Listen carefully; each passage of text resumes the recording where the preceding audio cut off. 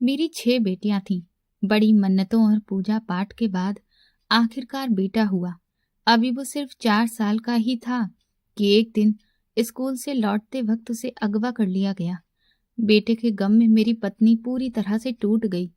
वो दिन रात रोती रहती, कभी कभी तो घर से बाहर निकल जाती और सड़कों पर हमारे बेटे को ढूंढती फिरती। उसका दिमागी संतुलन धीरे धीरे बिगड़ने लगा। एक दिन ऐसा हुआ कि सड़क पार करते वक्त उसका एक्सीडेंट हो गया और वहीं उसकी मौत हो गई। मैं अंदर से पूरी तरह खाली हो गया था। कुछ वक्त बाद दोस्त से कर्ज लेकर मैंने किसी तरह अपनी बेटियों की शादी की। एक दिन मुझे अपनी बड़ी बेटी के घर जाना था। मैं बस में चढ़ा, लेकिन जल्दबाजी में अपना बटुआ रिक्शे में ही भूल गया।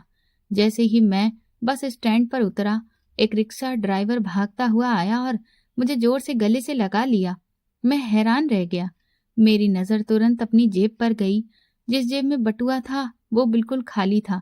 ये देखकर मेरे हाथ पैर ठंडे हो गए, क्योंकि उस बटुए में मेरी सारी जमा पूंजी थी जो मैंने अपनी बेटी के इलाज के लिए संभाल कर रखी हुई थी। वो उस वक्त अस्पताल में थी और उसे पैसों की बहुत जरूरत थी। मैं इधर उधर देखने लगा, लेकिन वो रिक्शा कब का जा चुका था। मैं बेबस होकर आसमान की तरफ देखने लगा और बुदबुदाया, हे भगवान, अब और इम्तिहान मत लो, मैं बहुत थक चुका हूँ। उसी वक्त मेरी आंखों से आंसू बहने लगे। घर की हालत भी बहुत खराब थी। राशन खत्म हो चुका था और घर में कुछ पकाने को नहीं था। मेरी पत्नी की तबीयत उस दिन भी ठीक नहीं थी। उसका दौरा कभी भी पड़ सकता था। दिल नहीं चाह रहा था कि उसे उस हालत में छोड़कर जाऊं, लेकिन मजबूरी थी। जाते वक्त मैंने बेटियों से कहा, माँ का ध्यान रखना, मैं जल्दी ही आ जाऊंगा। बेटियों ने डरते हुए कहा, पापा, माँ को जब दौरा पड़ता है तो वो किसी की नहीं सुनती है। मैंने कहा, मैं बस थोड़ी देर में लौट आऊंगा। बाहर तेज बारिश हो रही थी। मैं मंडी पहुंचा, जल्दी जल्दी सामान लिया और वापस घर की तरफ चल पड़ा। जैसे ही घर के पास पहुंचा, मैंने देखा मेरी बेटी दरवाजे पर खड़ी रो रही थी। मेरा दिल जोर जोर से धड़कने लगा। मैंने घबराकर पूछा, क्या हुआ? वो रोते हुए बोली, पापा, माँ घर में नहीं है, उन्हें फिर से दौरा पड़ा और वो बाहर भाग गईं। हमने बहुत रोका पर वो नहीं रुकी। मेरे हाथ से सारा सामान गिर पड़ा।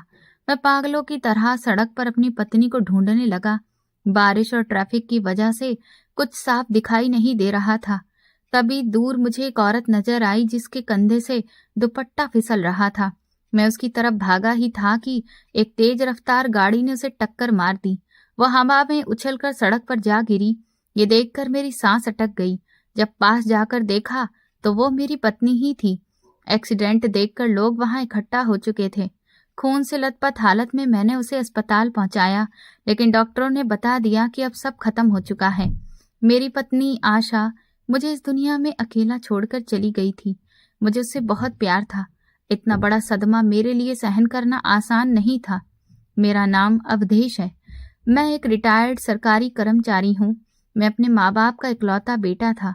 जिम्मेदारियां निभाते निभाते कब खुद जिम्मेदार बन गया, पता ही नहीं चला। हालात ऐसे थे कि मैं शादी नहीं करना चाहता था, लेकिन माँ बाप के कहने पर मुझे शादी करनी पड़ी। मेरी पत्नी आशा बहुत अच्छी थी। उसने कभी मुझे ये महसूस नहीं होने दिया कि मैं कम कमाता हूँ। वो हमेशा कम में खुश रहती थी और घर बहुत अच्छे से संभालती थी। उसके आने के बाद ही थोड़ी बहुत बचत होने लगी थी। शायद उसकी किस्मत की बरकत मेरे घर में आ गई थी। मैं उसे कभी अच्छे कपड़े या आराम की चीजें नहीं दे पाया, फिर भी उसने कभी शिकायत नहीं की। मेरी जिंदगी दुख और परेशानियों से भरी रही। आशा की तबीयत कई दिनों से खराब थी, लेकिन महीने का आखिरी समय चल रहा था और इलाज के लिए पैसे भी नहीं थे। मैं बहुत परेशान रहने लगा था। मेरी पत्नी मुझे हमेशा हौसला देती थी। जब जांच करवाई तो पता चला कि मेरी पत्नी गर्भवती है। मेरी खुशी का तो कोई ठिकाना ही नहीं रहा। लेकिन मेरी पत्नी थोड़ी चिंतित रहने लगी। जब मैं उससे वजह पूछता तो वो कहती कि भगवान पहले हमें बेटा दे दे, ताकि बड़ा होकर वो आपका सहारा बन सके, फिर बेटी हो जाए। मैं उसकी बात सुनकर मुस्कुरा देता और कहता कि बेटियां तो भगवान का आशीर्वाद होती हैं।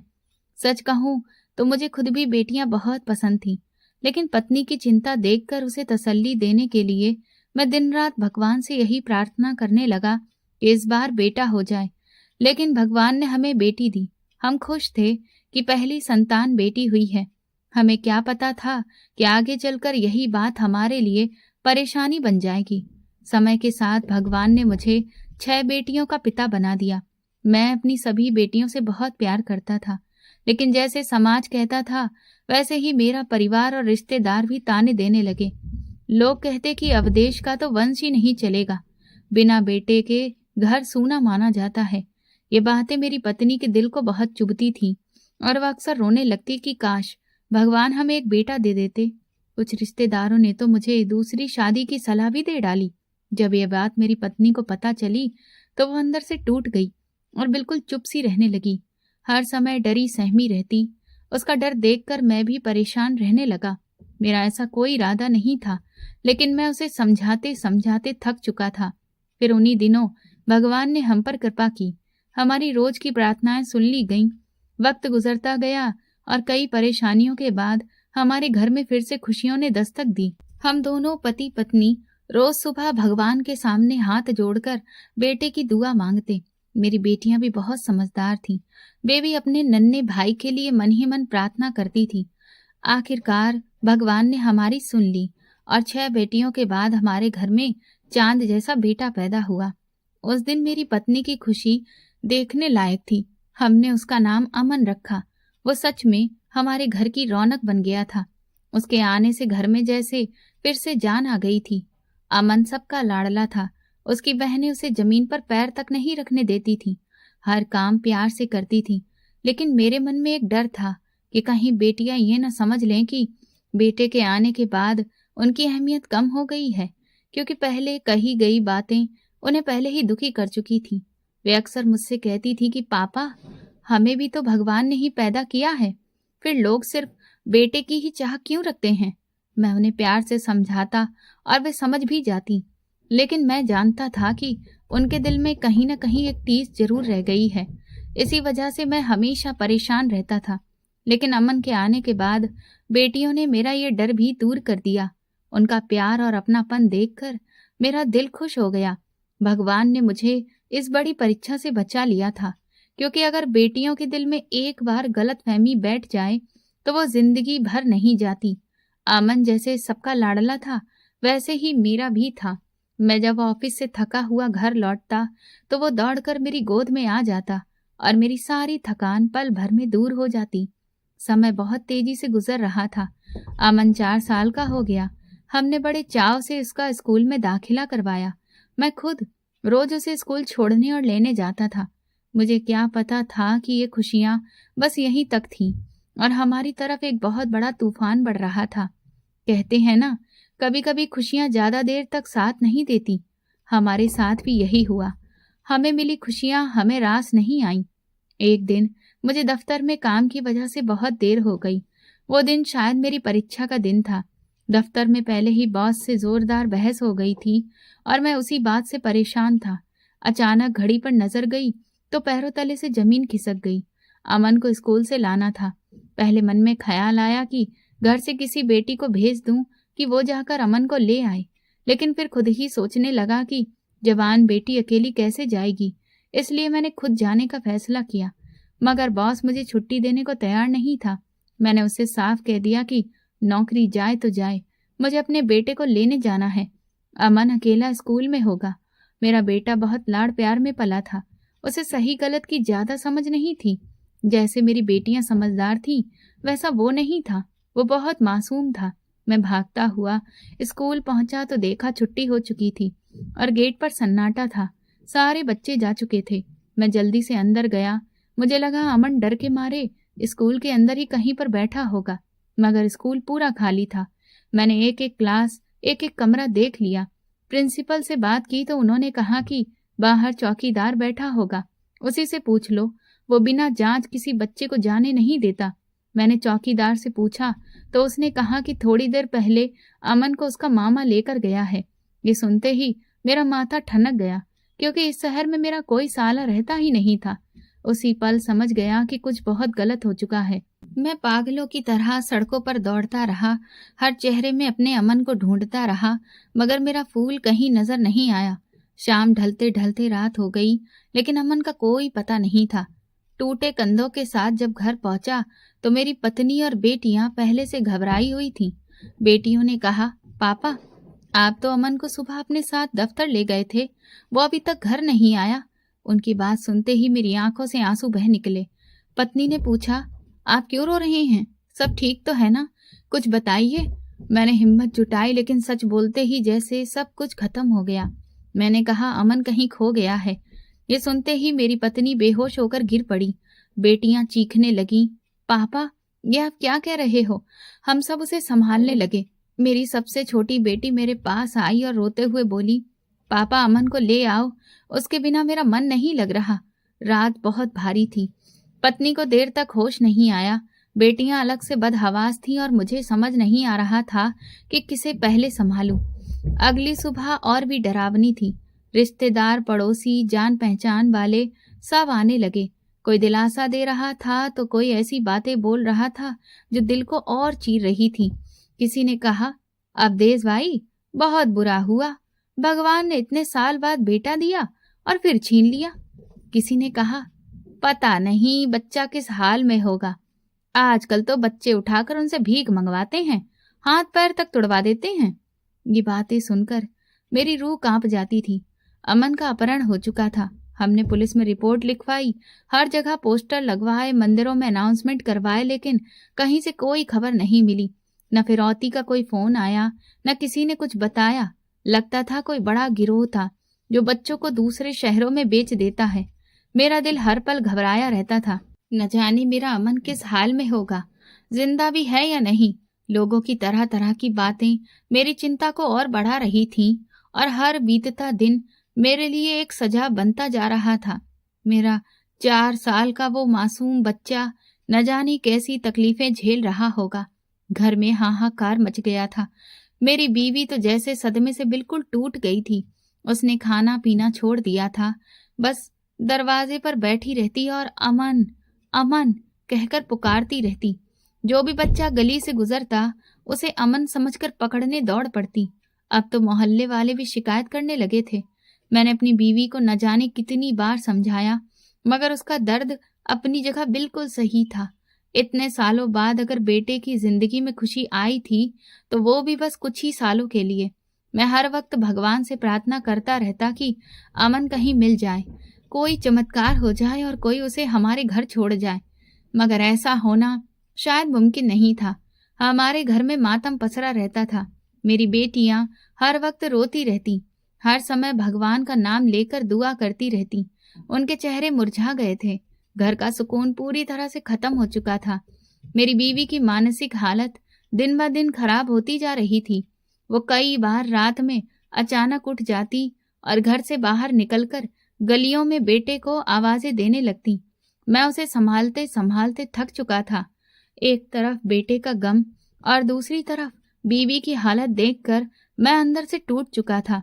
मेरी बेटियां मेरा बहुत साथ देती थीं, मगर कभी कभी वो भी हिम्मत हार जाती। आखिर वो भी तो बच्चियां ही थीं। मैं उन पर बोझ नहीं डाल सकता था। डॉक्टरों ने साफ कह दिया था कि ये सदमा उसकी जान ले सकता है। मुझ में अब अपनी बीवी को खोने की हिम्मत नहीं बची थी।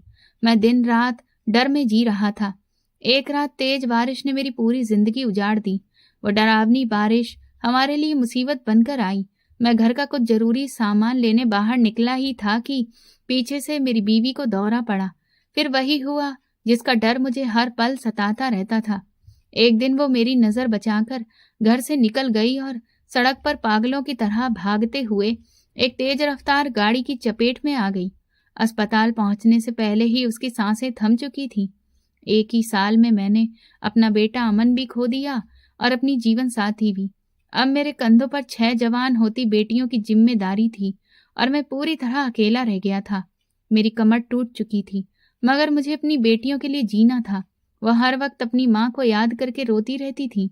रिश्तेदारों ने मुझे दूसरी शादी करने की सलाह दी, मगर मैं इतनी बच्चियों के साथ दूसरी शादी के बारे में सोच भी नहीं सकता था।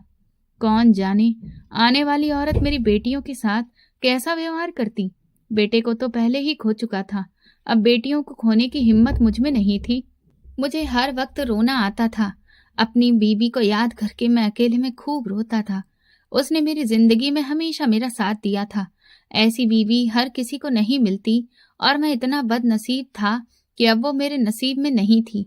मैंने अपने आंसू छुपा लिए और माँ बाप दोनों बनकर अपनी बेटियों की परवरिश में लग गया। मगर अमन का गम मेरे दिल में एक ऐसे घाव की तरह था जो कभी भर ही नहीं पाया। मैं दिन ब दिन बूढ़ा होता जा रहा था।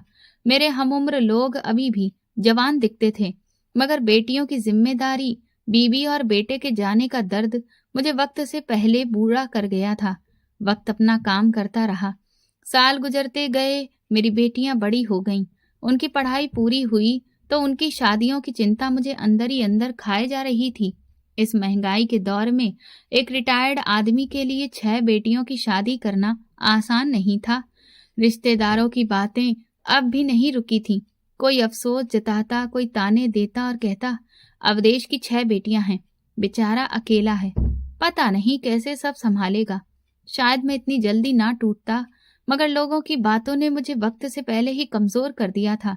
मैं अक्सर सोचता कि ये लोग मेरी खुशी में कभी साथ नहीं देते, लेकिन मेरे दुख को बढ़ाने में सबसे आगे रहते हैं। मेरी पेंशन से जैसे तैसे घर का खर्च चलता था। अपनी सारी जमा पूंजी मैं पहले ही 2 बेटियों की शादी में लगा चुका था, लेकिन अभी 4 बेटियां और बाकी थीं। मेरी चारों बेटियां हर वक्त मेरा साथ देने को तैयार रहती थीं। वो कहती थीं कि अब पापा हम कमा रहे हैं, हम घर संभाल लेंगे।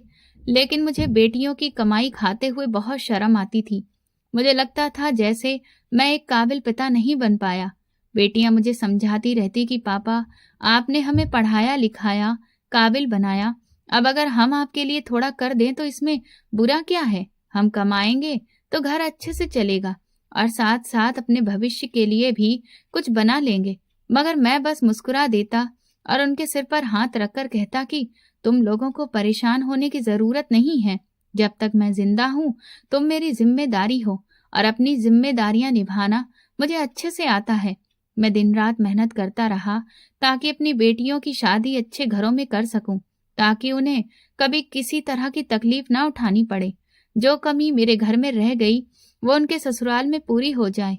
इसी बीच मुझे अपने एक पुराने दोस्त रवि की याद आई। रवि माली हालत में मुझसे काफी मजबूत था। शादी और बच्चों के बाद मेरा उससे संपर्क लगभग खत्म हो गया था, लेकिन जब मुझे सच में जरूरत पड़ी तो सबसे पहले वही याद आया। कुछ लोग जिंदगी में अंधेरे में जुगनू की तरह होते हैं, जो रास्ता दिखा देते हैं। ऐसे लोग किस्मत से मिलते हैं। मैंने अपनी मजबूरी रवि को बताई तो उसने बिना ज्यादा सोचे मुझे कर्ज देने के लिए हाँ कर दी। वो मेरे हालात को लेकर काफी फिक्रमंद था।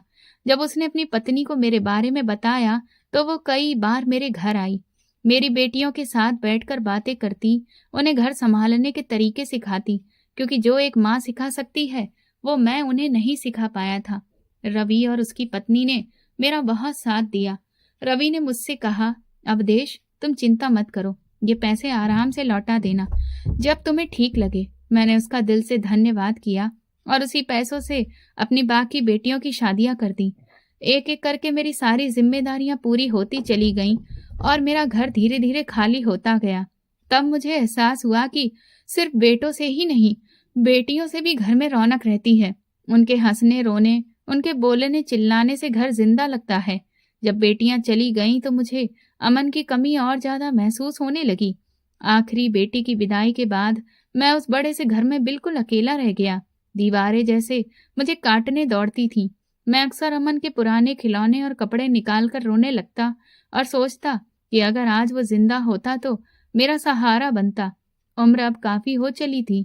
बेटियां मिलने आती थीं, मेरा ख्याल भी रखती थीं, लेकिन दिल का खालीपन किसी तरह कम नहीं हो रहा था। मेरी बड़ी बेटी ने एक दिन कहा, पापा आप हमारे साथ आ जाइए, अकेले इस घर में कैसे रहेंगे? अब आप बूढ़े हो गए हैं, हमारी शादियों और जिम्मेदारियों में आपको खुद को थका लिया है। अब हमारा भी फर्ज बनता है कि हम आपके लिए कुछ करें। उसकी बात सुनकर मुझे बहुत चोट लगी।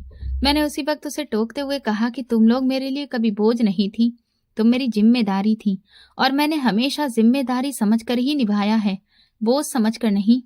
हाँ, ये सच है कि अमन मुझे बहुत प्यारा था, लेकिन तुम सब उससे भी ज्यादा प्यारी हो। मैं बिल्कुल खाली हाथ रह गया था। सारी पूंजी खर्च हो चुकी थी और दोस्त का कर्ज अभी भी मेरे सिर पर था। उसे उतारने के लिए मैंने अपनी जरूरतें कम कर दी थी। एक छोटी मोटी नौकरी भी शुरू कर दी थी और अगर कोई अलग काम मिल जाता तो उसे करने में भी मुझे कोई शर्म नहीं थी। मैं चाहता था कि मरने से पहले पहले मैं रवि का कर्ज चुका दूं, ताकि बाद में मेरी बेटियों पर किसी तरह का बोझ ना आए। आज की सुबह भी बाकी सुबह की तरह सुनहरी थी। मैं उठा और पूजा करने बैठ गया। तभी अचानक फोन की घंटी बजने लगी। इतनी सुबह फोन की आवाज सुनकर मेरा दिल जोर जोर से धड़कने लगा। मन में डर बैठ गया कि इतनी सुबह किसका फोन हो सकता है। पुराना डर फिर से लौट आया। मेरा पूरा शरीर कांपने लगा। मैं मन ही मन भगवान से प्रार्थना कर रहा था कि अब कोई और दुख मेरे पास ना आए, क्योंकि अब अगर कोई बड़ा दुख आया तो शायद मेरी सांसें ही थम जाएं। मैंने डरते डरते फोन उठाया तो सामने मेरी बड़ी बेटी अंजू थी। उसकी आवाज कमजोर लग रही थी। वो बीमार थी और उसे पैसों की बहुत जरूरत थी। अंजू की 2 छोटी बेटियां थीं, ज्योति और सीमा। मेरा दिल घबरा गया। मैं भगवान से मन ही मन प्रार्थना करने लगा कि मेरी बेटी को कुछ ना हो। मैंने उसे हिम्मत दी और कहा, तू चिंता मत कर, मैं भी किसी तरह पैसे लेकर तेरे पास पहुंचता हूँ। वो बहुत शर्मिंदा थी। बोली, बाबा मैं आपके पैसे जल्दी लौटा दूंगी। उसकी बात सुनकर मेरी आंखें भर आईं। मैंने घर में रखे थोड़े बहुत पैसे निकाले और कुछ दोस्तों से उधार लेकर रकम इकट्ठा की। सब पैसे मैंने अपने पुराने बटुए में रखे, जिसमें हमेशा मेरे बेटे अमन और मेरी दिवंगत पत्नी आशा की एक फोटो रहती थी। वही फोटो मेरी पूरी दुनिया थी।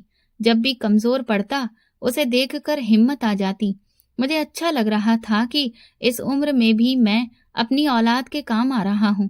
मैंने अब सब्र करना सीख लिया था। मैं घर से निकला और बस स्टैंड जाने के लिए एक रिक्शा रोका। रिक्शा चलाने वाला एक नौजवान था, नाम शायद राजू। उसने सिर पर गमछा बांधा हुआ था। मैं चुपचाप पीछे बैठ गया। मेरे दिमाग में बस बेटी की बीमारी और पैसों की चिंता घूम रही थी।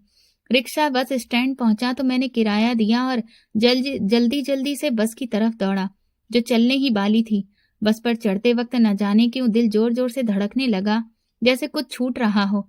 चढ़ते ही मैंने पीछे मुड़कर देखा, राजू रिक्शा लेकर जा चुका था।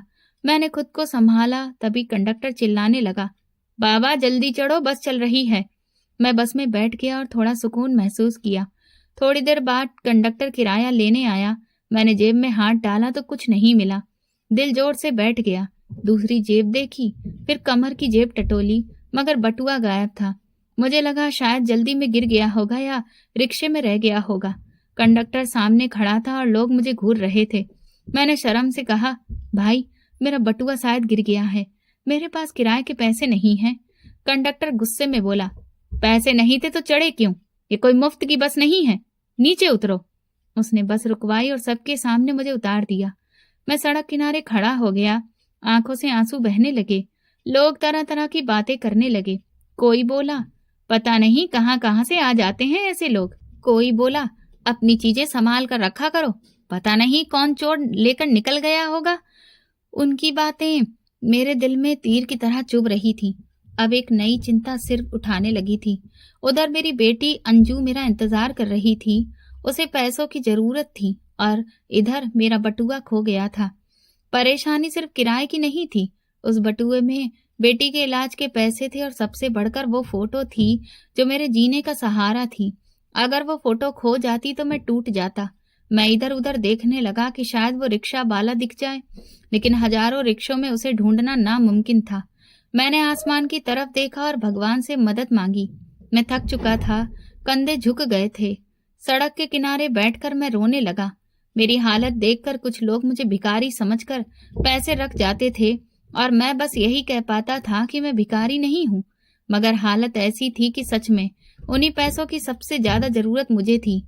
समझ नहीं आ रहा था क्या करूं, कहाँ जाऊं। सिर चकरा रहा था। बेटी के लगातार फोन आ रहे थे, लेकिन इतनी हिम्मत नहीं थी कि फोन उठाकर उसे मना कर सकूं। दिन ढलने लगा, शाम हो गई, मगर वो रिक्शा वाला कहीं नजर नहीं आया। मैं मन ही मन यही दुआ कर रहा था कि किसी तरह मेरा बटुआ मिल जाए। तभी अचानक पीछे से किसी के दौड़ने की आवाज आई। बाबा जी, बाबा जी! मैंने पलटकर देखा तो वही राजू हाँफता हुआ मेरी तरफ आ रहा था। उसके हाथ में मेरा पुराना घिसा पिटा बटुआ था। उसे देखकर मेरी जान में जान आई। उसने पास आकर बटुआ मेरी तरफ बढ़ाया और बोला, बाबा जी, आपका बटुआ रिक्शे में रह गया था। जब मैं घर पहुंचा तो सीट पर पड़ा मिला। मैंने हैरानी से पूछा, तुम्हें कैसे पता चला कि ये मेरा है? वो बोला, मैंने आपको इसमें से पैसे निकालते देखा था। मैंने कांपते हाथों से बटुआ खोला। पैसे पूरे थे। मेरी नजर सबसे पहले उस फोटो पर गई। वो भी सुरक्षित थी। मेरी आंखों से आंसू बहने लगे। मैंने भगवान का धन्यवाद किया और उस नौजवान को दिल से आशीर्वाद दिया। मैंने बटुए से 500 का नोट निकाला और इनाम के तौर पर देना चाहा। कहा, बेटा, ये रख लो, तुमने मेरी बहुत बड़ी मुश्किल हल कर दी। मगर वो नौजवान चुपचाप खड़ा मेरी आंखों में देखता रहा। मैंने पूछा, ऐसे क्या देख रहे हो? कुछ कहना चाहते हो क्या? या पैसे कम लग रहे हैं? मैंने फिर कहा, असल में मेरी बेटी बीमार है। ये पैसे उसी के लिए थे। मैं बहुत परेशान हो गया था। अगर ये पैसे ना मिलते तो मैं क्या करता? लेकिन भगवान का शुक्र है, तुम अच्छे इंसान हो, किसी अच्छे माँ बाप की औलाद हो, तभी तो बटुआ वापस करने आ गए। वरना आज के जमाने में, इस महंगाई में लोगों में लालच बहुत बढ़ गया है। इंसान मजबूरी में ही सही गलत रास्ते पर चला जाता है। लेकिन तुम जैसे नेक लोग भी अभी इस दुनिया में हैं। भगवान शायद लोगों की मदद के लिए तुम्हारे जैसे फरिश्ते भेजता है। मैंने पूछा, तुम्हारा नाम क्या है? तभी उसने जो नाम बताया मेरे रोंगटे खड़े हो गए। बोला, मेरा नाम अमन है। मैं हल्की सी मुस्कान के साथ चौंक गया। मैंने कहा, अच्छा, मुझे लगा था तुम्हारा नाम राजू है। फिर लगा कि ये बस एक इत्तेफाक है। मैंने कहा, मेरे बेटे का नाम भी अमन था। तभी वो बेचैन होकर बोला, मगर क्या? मैंने पूछा। उसने कांपते हाथों से अपनी जेब में हाथ डाला और एक बहुत पुराना पर्स निकाला। उसमें एक छोटी सी फटी सी तस्वीर थी। उसने वो तस्वीर मेरे सामने कर दी और भर्राई आवाज में बोला, बाबा जी, आपके बटुए में जो तस्वीर है, वैसी ही एक तस्वीर मेरे पास भी है। ये वही तस्वीर है जो मैंने अपने स्कूल बैग की एक डायरी से निकाली थी जब मुझे अगवा कर लिया गया था। मैं इस तस्वीर को देखकर रोता रहता था। सोचता था कि यही मेरे माँ बाप हैं। मैं सदमे में उस नौजवान को देखने लगा। उसकी आंखों में आंसू थे। कभी तस्वीर को देखता, कभी मेरी तरफ। वो लड़का बेहद खूबसूरत था। मुझे यकीन नहीं हो रहा था कि क्या ये सच में मेरा बेटा हो सकता है। मेरा अमन इतना बड़ा हो गया। मैंने उसके चेहरे पर हाथ फेरा तो उसकी आंखों से आंसू बहने लगे। उसने कहा, पापा, और मैं टूट गया। मैंने उसे गले से लगा लिया और फूट फूट कर रोने लगा। अब मुझे यकीन हो चला था कि दुनिया में चमत्कार भी होते हैं। अमन ने बताया कि एक आदमी उसे दूसरे शहर ले गया था। वहां उससे भीख मंगवाई जाती थी। उसे मारा पीटा जाता, कई कई दिन भूखा रखा जाता। वो दिन ब दिन कमजोर होता जा रहा था। मार सहने की ताकत भी नहीं बची थी। लेकिन उसके पास कोई रास्ता भी नहीं था। वो छोटा था, कुछ समझ नहीं पाता था। उसने बताया कि उसके साथ और भी कई बच्चे थे, कुछ उसकी उम्र के, कुछ उससे बड़े। लेकिन शायद किस्मत ने उस पर थोड़ा रहम किया। जिस जगह उस आदमी ने उसे रखा था, वहां हमेशा अंधेरा रहता था। जब वो थोड़ा बड़ा हुआ तो एक दिन मौका पाकर वहां से भाग निकला। लेकिन उसे घर का रास्ता नहीं पता था। सड़कों पर भटकते हुए एक दिन उसे एक दिल का अच्छा रिक्शा चालक मिला, जिसने उसे सहारा दिया और अपने बेटे की तरह पाला। वो रिक्शा चालक अब इस दुनिया में नहीं रहा, लेकिन ये तस्वीर हमेशा उसके पास रही, जो उसकी असली पहचान थी। अमन बोला, मुझे आपकी और माँ की बहुत याद आती थी। चेहरा धीरे धीरे धुंधला हो गया था, लेकिन जब भी आपकी याद आती, मैं ये तस्वीर देख लेता। ऐसा लगता था जैसे आप दोनों मेरे पास ही हैं, मेरे दिल के बहुत करीब। मैंने अपनी पूरी जिंदगी इसी आस में काट दी। कई बार सोचा कि आप लोग बूढ़े हो गए होंगे, आपको मेरी जरूरत होगी, मेरी बहनों की शादी भी बाकी होगी। लेकिन मैं बेबस था, कुछ नहीं कर सकता था। घर लौटना चाहता था, मगर रास्ता नहीं जानता था। सब कुछ भूल चुका था। अगवा करने वालों ने मुझ पर इतना जुल्म किया कि मेरी मानसिक हालत बहुत खराब हो गई थी। बस भगवान की कृपा रही कि मेरी जान बची रही, तभी मैं आज यहाँ तक पहुँच पाया। मेरा दिल जोर जोर से धड़क रहा था। उम्मीद और यकीन के बीच मेरा शरीर कांप रहा था। मैंने आगे बढ़कर उसका बाजू पकड़ा और उसकी आस्तीन ऊपर की। वहां वही गहरा जला हुआ निशान था जो बचपन में स्त्री से जलने पर बना था। वो निशान और वो पुरानी तस्वीर इस बात का सबूत थे कि ये कोई और नहीं, मेरा खोया हुआ बेटा अमन ही है। मैंने उसे फिर से सीने से लगा लिया। अब कोई शक नहीं बचा था। तभी उसने पूछा, मेरी बहनें कैसी हैं? वो तो मुझे बहुत याद करती होंगी। और माँ, माँ का तो मैं कभी भूल ही नहीं पाया। मेरी पत्नी का ख्याल आते ही मेरी आंखों से आंसू अपने आप ही बहने लगे। मैंने अमन से कहा, बेटा, तुम्हारी माँ आशा तुम्हारे गम में इस दुनिया से चली गई। तुम्हारे बिछड़ने के बाद वो खुद को संभाल नहीं पाई, धीरे धीरे बीमार रहने लगी। फिर उसका दिमागी संतुलन भी ठीक नहीं रहा। तुम्हारी याद ने ही उसे अंदर से तोड़ दिया। अमन मेरी बात सुनते ही सन्न रह गया। उसकी आंखें भर आईं। कांपती आवाज में बोला, पापा, ये आप क्या कह रहे हो? ऐसा नहीं हो सकता। इतने सालों बाद अगर मुझे अपने माँ बाप मिल ही गए थे तो ये कैसी खबर सुना रहे हो आप? क्या मैं अब माँ को कभी देख नहीं पाऊंगा? मैं कितना बदकिस्मत बेटा हूँ। मैं तो जिंदा रहा, लेकिन माँ मेरी वजह से चली गई। इतना कहते कहते अमन फूट फूट कर रोने लगा। मैंने उसके आंसू पोंछे और भरे दिल से कहा, चलो बेटा, तुम अपनी बहनों से मिल लो। वह न जाने कितने सालों से तुम्हारा इंतजार कर रही हैं, इस उम्मीद में कि कभी तो तुम दरवाजा खोलकर घर में आओगे, कभी तो तुम्हारी आवाज उनके कानों में पड़ेगी। तुम्हारी बड़ी बहन बहुत बीमार है, वो अस्पताल में है। हम दोनों बाप बेटे सड़क किनारे खड़े थे। हमारी सिसकियां थमने का नाम नहीं ले रही थी। आंसू रुक ही नहीं रहे थे। 20 साल की जुदाई आज खत्म हुई थी। भगवान ने मेरी पत्नी की आखिरी निशानी और मेरे बुढ़ापे का सहारा मुझे वापस लौटा दिया था। मैं अमन को घर ले आया। उसकी बहनें पहले तो उसे पहचान ही नहीं पाईं। इतना बदल गया था वो। उसका चेहरा, मोहरा, उसका रंग ढंग सब कुछ बदल चुका था। लेकिन जब मैंने पूरी कहानी उन्हें बताई तो कोई सिसक सिसक कर रोने लगी, कोई भगवान का शुक्र मनाने लगी, कोई अपने भाई को सीने से लगा रही थी, कोई उसके सिर पर हाथ फेर रही थी। घर में जैसे भावनाओं का सैलाब आ गया हो। हर कोई अमन की सेवा में लगा था। अमन भावुक होकर बोला, मुझे नहीं पता था कि मैं इतना खुश नसीब हूँ कि मुझे इतनी प्यारी बहनें मिली हैं। मुझे तो लगता था कि मैं पूरी जिंदगी अकेला ही रह जाऊंगा, लेकिन भगवान ने मेरी सुन ली और मुझे फिर से अपनों से मिला दिया। आप नहीं जानते पापा, मैंने कितनी तन्हा जिंदगी जी रहा था। फिर मेरे बेटे ने मुझे हिम्मत दी और कहा, पापा, अब आप किसी बात की चिंता मत करो, मैं आपका सारा कर्ज चुका दूंगा। अब आप ये नौकरी छोड़ दीजिए। मैं आ गया हूं ना, मैं आपका सहारा बनूंगा, आपका हाथ बनूंगा। मैंने उससे कहा, बेटा, मैं भी तुम्हारे साथ मेहनत करूंगा, कर्ज उतारने में तुम्हारा साथ दूंगा। लेकिन अमन ने साफ मना कर दिया। बोला, पापा, आपने सारी जिंदगी जिम्मेदारियां उठाई हैं, अब आपके आराम के दिन हैं।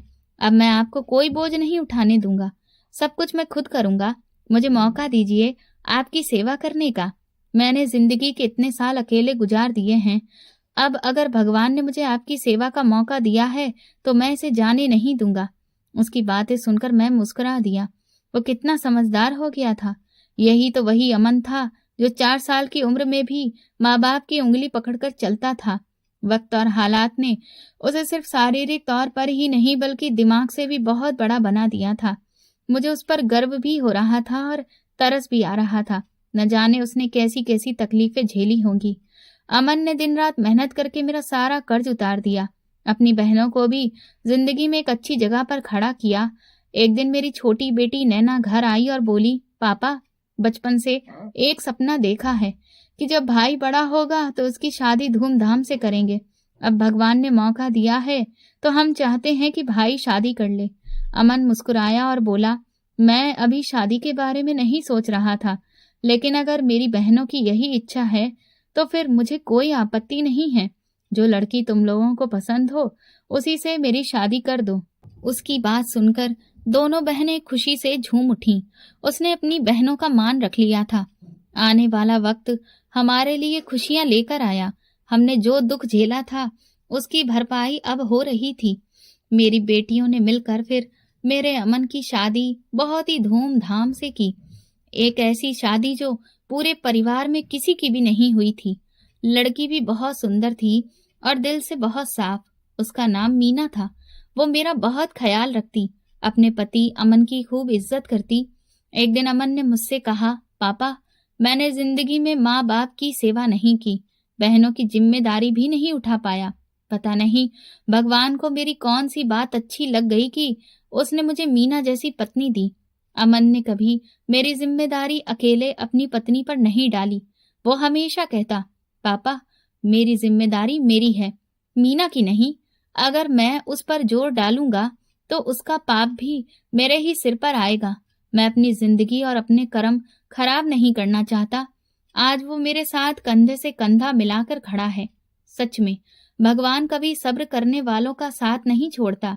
हर मुश्किल के बाद आसानी जरूर आती है। हम इंसान दुख में जल्दी सोच लेते हैं कि भगवान हमसे नाराज हो गया है, लेकिन सच्चाई ये है कि भगवान न कभी हमें छोड़ता है और ना ही बेवजह नाराज होता है। दोस्तों, अगर आपको ये कहानी पसंद आई है तो कमेंट करके प्लीज जरूर बताइएगा। वीडियो को लाइक करिए, हाइप दीजिए और ज्यादा से ज्यादा शेयर करें।